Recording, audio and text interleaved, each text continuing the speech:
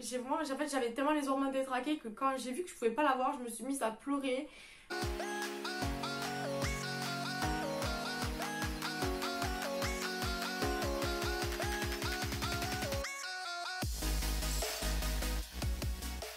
Bonjour les amis, j'espère que vous allez bien, c'est Elodie et bienvenue sur ma chaîne YouTube.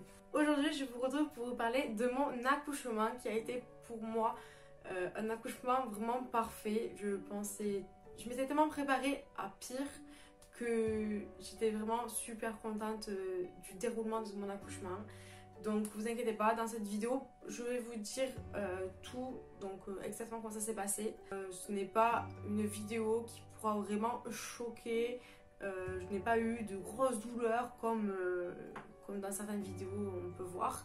Donc même pour les jeunes mamans qui sont bientôt à leur terme, je pense que cette vidéo ne choquera pas. Tout a commencé le 31 décembre, j'ai eu plus de 20 contractions dans la journée. Elles étaient vraiment assez rapprochées, j'en avais vraiment de plus en plus. Mais j'étais persuadée que dans tous les cas je n'allais pas accoucher de suite. Donc je me suis pas inquiétée, même si avant ce jour-là, j'avais vraiment pas de contractions tous les jours. J'en avais une, deux par jour, mais vraiment c'est même pas des contractions pour moi, c'était plus des petits maux de ventre on va dire. Mais vraiment le 31 décembre j'ai commencé à avoir des vraies contractions, me dire ça c'est par contre des contractions, c'est pas des petits maux de ventre. Mais vraiment très gérable. Je pouvais pas parler en même temps, je m'arrêtais pour respirer tranquillement. À 6 h du matin, contraction beaucoup plus douloureuse que ce que j'avais déjà eu. Donc j'étais dans mon lit, je me suis dit bon d'accord, essaie de te rendormir, ça va passer et tu n'en auras plus d'autres normalement.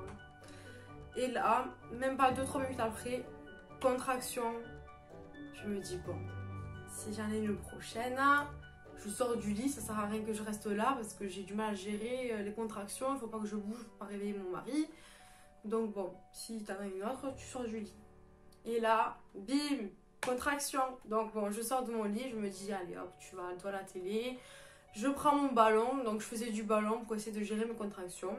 Et je remarque que vraiment, j'en ai de plus en plus. Donc vers 6 h 42, je décide de télécharger une application pour compter mes contractions car je les vois vraiment rapprochées et ça m'inquiète un peu parce que bon, on a toujours entendu parler comme premier accouchement t'as des contractions bien avant, pendant longtemps, c'est long le travail, donc bon, je m'étais dit je vais pas non plus accoucher aujourd'hui quoi. Donc après avoir téléchargé l'application, je remarque très vite vers 7 h 05 que l'application me dit plusieurs fois appeler les ambulances en fait ou aller à l'hôpital parce que c'est trop rapproché en fait. Donc bon, j'avais des contractions vers toutes les 3 minutes à peu près. J'ai pris des photos de l'application avec mes contractions et le temps que j'avais entre, que je vous mettrai par ici.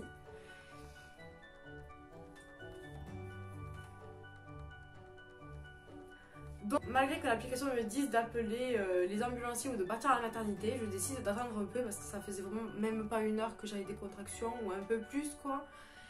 Donc j'attends un petit peu, je me calme, j'étais en train de regarder les dessins animés à la télé parce que bon, à 7 h du matin il n'y a pas grand chose. Vers 7 h 30, mon mari se lève et il me voit tout au loin sur mon ballon. Et là je me dis alléluia. Parce que je me voyais vraiment mal aller réveiller mon mari en lui disant allez, il faut aller à la maternité. Ça me faisait peur, j'avais peur de le faire stresser, qu'il panique. Alors vu qu'il s'est levé, c'était vraiment super. Je lui ai dit juste bon ben j'ai des contractions, l'application me dit qu'il faudrait peut-être aller à la maternité. Alors on va appeler pour voir ce qu'ils en disent. Juste avant d'appeler la maternité, je vais aux toilettes et je remarque que j'ai en m'essuyant comme des petits filaments rosés. Donc je trouve ça un peu inquiétant. Je me demande est-ce que j'ai pas perdu la poche des os ou percé ou juste fissuré. Donc du coup j'appelle la maternité en leur disant que j'ai des contractions assez rapprochées et que j'ai ces pertes de filaments un peu rosés. et ils me disent de pas tarder et de venir à la maternité. La dame au téléphone me dit que ça serait bien que je vienne dans gros maximum 2 heures car elle suspectait que j'ai percé ou fissuré la poche des os et donc il aurait fallu que j'y aille le plus vite possible. Donc pendant ce temps-là, une fois avoir raccroché, j'ai pris ma douche le temps que mon mari finissait de prendre tout ce qu'il fallait pour la maternité, les bagages, les valises. J'ai vraiment pris ma douche tranquillement. La seule peur que j'avais en prenant ma douche, c'était de perdre la poche des os sans le remarquer. Et vu que vous êtes sous la douche, vous ne remarquerez pas d'avoir perdu la poche des os. Ça me stressait. Après, je regardais souvent, je touchais voir que je fasse pas un robinet en fait, tout simplement. Mais non, il n'y a rien de spécial. Je me suis habillée, j'ai mis une robe pour être vraiment à l'aise. Et sachant que je perdrais souvent les os pour pas vraiment avoir un pantalon trempé jusqu'aux chevilles, je me suis dit autant mouiller tout, mais mouiller comme ma culotte et pas forcément tous mes vêtements. J'ai continué à marquer mes contractions sur l'application jusqu'à ce que j'arrive vraiment à la maternité.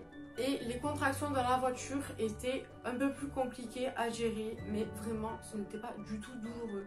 J'avais des contractions comme des petites... je sais même pas comment vous dire. Vraiment, c'était un peu comme si je me pinçais en bas du ventre, mais c'était vraiment pas du tout douloureux. Je m'étais tellement préparée au pire le jour de l'accouchement qu'en fait les contractions, c'était du pipi de chat. Mais ridicule vraiment. Je me concentrais pour éviter d'avoir mal quand même. Je me mettais vraiment dans ma bulle. Et d'ailleurs, j'ai noté plein de choses pour pouvoir tout vous expliquer dans l'ordre. Parce que ce jour-là, j'avais vraiment l'esprit n'importe comment. Le temps, je ne le voyais pas passer de la même façon. Donc j'ai pris des notes parce qu'il y a des moments où j'ai vraiment des trous noirs cette journée. Vers 8h50, j'arrive donc à la maternité où j'ai décidé d'accoucher. Et j'ai patienté jusqu'à environ 9h30 en salle d'attente pendant 10 minutes je pense, même pas. Et après ils m'ont mis dans une salle donc pour m'observer pour l'arrivée, pour voir comment je suis ouverte et est-ce que j'ai perdu la poche des os ou non. Donc à peu près 30 minutes. Et laissez-moi de vous dire que c'était vraiment les 30 minutes les plus longues de ma vie. Je stressais en fait de savoir si j'allais accoucher ou pas aujourd'hui. Dans la salle en fait, juste à côté, il y avait une jeune femme qui hurlait. C'est vrai que d'entendre cette fille crier comme ça, en fait, le premier truc que je me suis dit, c'était que dans quelques heures, en fait, ça allait être moi qui allais devoir crier comme ça, comme une hystérique, et que j'allais souffrir quoi. Donc ça m'a vraiment fait peur. Je me suis dit, j'espère que je vais pas avoir aussi mal que cette fille parce que... Vraiment, je m'en sentais pas capable d'avoir aussi mal parce que vraiment, je sentais sa douleur quand elle hurlait. Donc voilà. À 9h30, il y a donc une sage-femme qui vient pour m'examiner. Donc ma poche des os, pardon.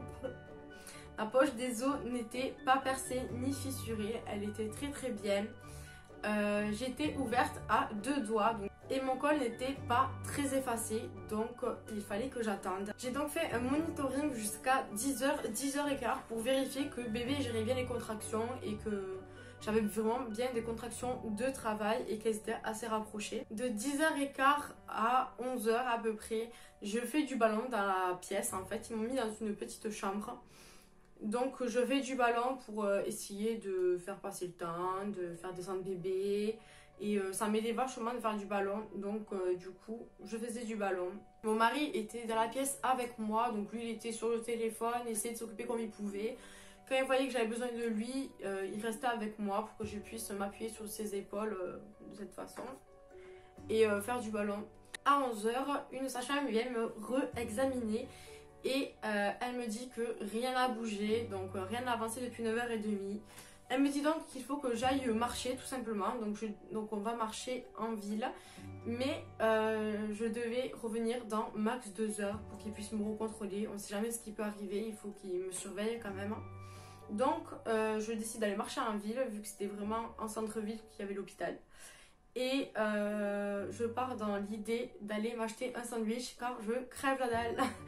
Donc du coup je pars m'acheter le sandwich.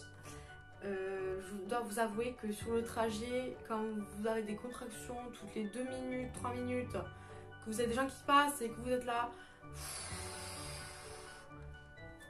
la plupart des gens se foutaient de ma gueule clairement, ou certains se disaient oh là là la pauvre, t'as vu ce qu'elle... Oh la pauvre elle doit souffrir. Donc au final d'entendre ça, j'étais encore plus gênée que s'ils avaient fait l'air de rien qui serait passé sans rien dire. Et je trouvais vraiment ce temps super long, donc j'ai marché en temps normal, je faisais ce chemin en même pas 5 minutes, on va dire. Vraiment, je mettais 5 minutes. Je crois que j'ai mis plus de 20 minutes au moins, vraiment minimum. Je n'ai pas la notion du temps pour vous dire, mais j'ai vraiment mis au moins 20 minutes pour faire ce trajet. Et en plus, arriver à mon objectif, c'est la boulangerie où je voulais aller. Donc c'était une Micaline, elle était fermée. Donc vous n'imaginez pas à quel point c'était dur pour moi. J'avais vraiment la dalle, mais je voulais vraiment mon sandwich au jambon fromage de la Micaline, chaud. Et j'avais tellement les hormones détraquées que quand j'ai vu que je pouvais pas l'avoir, je me suis mise à pleurer. J'avais tellement les hormones détraquées parce que j'avais faim, qu'en plus on était le 1er janvier, donc du coup le 1er janvier tout est fermé. Et là vraiment c'était compliqué moralement parce que j'avais des contractions qui me faisaient un peu mal, mais bon c'était surtout plus embêtant. Elle devenait un peu plus douloureuse au fur et à mesure, mais je voulais vraiment manger. En fait j'avais vraiment peur que quand j'arrive, sinon on me dise vous pouvez plus manger jusqu'à l'accouchement, et que mon accouchement dure 10 heures, je sais, ou 2 jours, et de ne pas pouvoir manger. Donc pour moi c'était ma peur de ne pas pouvoir manger et d'avoir la dalle. Donc j'étais vraiment en pleurs. On a fait le chemin du retour et j'ai mis encore plus de temps, je crois que j'ai mis au moins une demi-heure à faire le chemin du retour. Et j'étais tellement fatiguée de marcher parce que c'est vraiment dur, j'avais de la rétention d'eau. J'ai donc décidé de m'arrêter sur un banc avec mon mari. Donc en plus en robe, je n'avais pas de short dessous parce que je voulais pas salir tous mes vêtements. Donc en robe avec les jambes à moitié écartées parce que bien sûr le bébé était plus descendu. Donc du coup ça me faisait un peu mal de serrer les jambes. Pour gérer les contractions c'était vraiment pas facile de serrer les jambes et les croiser. Donc du coup j'avais mes jambes bien écartées, j'essayais de tirer sur ma robe pour cacher ma culotte tout simplement. Donc vers midi j'ai ma maman qui est venue nous amener à manger. Donc elle nous avait fait des sandwichs, elle nous avait acheté des petits chips et des petites boissons.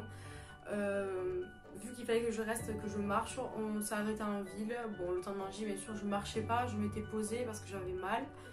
Et j'étais vraiment fatiguée parce que depuis 6 heures, j'avais des contractions.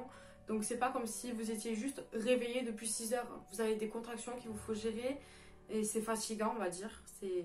C'est compliqué à comprendre, mais vraiment les contractions sont fatigantes. Donc vers midi, elle m'amène à manger. J'essaie de manger doucement et pas vraiment beaucoup parce que les sages-femmes m'avaient dit qu'il faut éviter de trop manger pour pas vomir lors des contractions, quand vraiment au moment de l'accouchement il faudra pousser. Du coup on mange et je reste avec ma maman jusqu'à peu près 1 heure. Ce jour-là elle a pris 2 photos ou quelques-unes, je vous en mettrai si je peux. Donc vous voyez bien à ma tête que j'étais complètement crevée en fait, j'étais vraiment fatiguée et j'étais vraiment en fait dans ma bulle. Les contractions étaient un peu douloureuses, mais vraiment très gérables.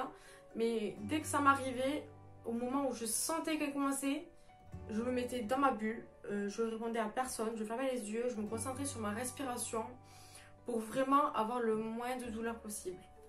À 1h05, je retourne à la maternité car ça faisait déjà 2 heures que j'étais dehors. Elle m'examine donc et elle m'annonce qu'il me reste plus que 1 cm de col, mais que je suis toujours ouverte à 2 cm. Elle me propose donc de faire un monitoring dans les 30 prochaines minutes qui viennent pour voir comment ça se passe, est-ce que les contractions se calment ou est-ce que j'en ai toujours, est-ce que ça s'accélère, tout ça, pour voir un peu ce qui se passe. Et au bout de ces 30 minutes, elle décide de me proposer de prendre un bain pour me détendre et pour m'aider tout simplement car ça atténue un peu les contractions. Et oui, c'est encore moi, on change complètement de décor, de dégaine, mais c'est pas grave. Tout ça pour vous dire que c'est la fin de cette première partie de vidéo car ma vidéo pour mon accouchement dure beaucoup trop longtemps. Je préfère vous faire 2 ou 3 parties qui durent 10 à 15 minutes plutôt que vous faire une vidéo qui dure 40 minutes où ça va vraiment être beaucoup trop long. En tout cas, j'espère qu'elle vous a plu. Je vous dis à bientôt pour la deuxième partie de la vidéo. Bisous!